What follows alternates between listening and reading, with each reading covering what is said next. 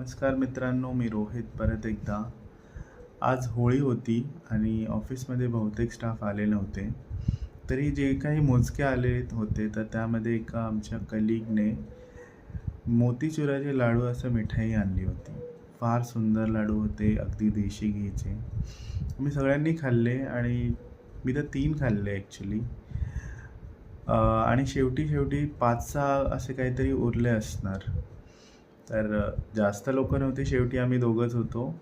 तर माझी जी कलीग आहे तिने सांगितलं, "तू घेऊन जा घरी." आता एवढे लाडू मी संपवणार कसे? आधीच मी सकाळपासून 3 लाडू खाल्ले होते आणि डायबिटीज हिस्ट्री असल्यामुळे घरच्यांची, मी हे लाडू कंटिन्यू अजून 2-3 दिवस नाही खाऊ शकलो असतो. आणि तितक्यातच रात्र झाली होती आणि माझा जस्ट जाण्याचा टाईम झाला होता. तर रात्रीच्या वेळी नाही का ऑफिसमध्ये क्लिनिंग करण्यासाठी स्टाफ येतात. तर एक लेडी आली होती आणि मला असं वाटलं मी तिला विचारावं की मी द्यावं की नाही तिला. पण मी तिला तो बॉक्स नेऊन दिला आणि तिला सांगितलं, "बाबा ह्याच्यातले लाडू राहिलेत, तुम्ही घ्या." आणि तुम्हाला माहिती आहे तिच्या चेहऱ्यावर जे हसू आले, हसू नाही एक स्माईल बोलतात, की तिला एवढा आनंद झाला ते बॉक्स बघून. मी तिला हेही सांगितलं, की "सॉरी ह्याच्यातले लाडू आम्ही थोडे खाल्लेत, पण हे तुम्ही घेऊन जा, मी घरी नाही घेऊन जाऊ शकत."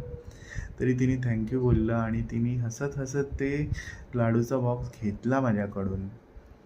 मला घरी आल्यावर असं वाटलं, की यार आपल्याला तर ते फुकट मिळाले होते. पण काही लोकांसाठी ती गोष्ट किती मोठी आहे, की त्यांना मोतीचुराचे लाडू भेटले आहे आणि त्यांच्या चेहऱ्यावर जी हसू आहे. आणि काही गोष्टी ना तुम्ही मोजू नाही शकत. जे गोष्टी आपल्याला फ्रीमध्ये मिळतात, त्याची व्हॅल्यू आपण कधी-कधी करायचीच विसरतो.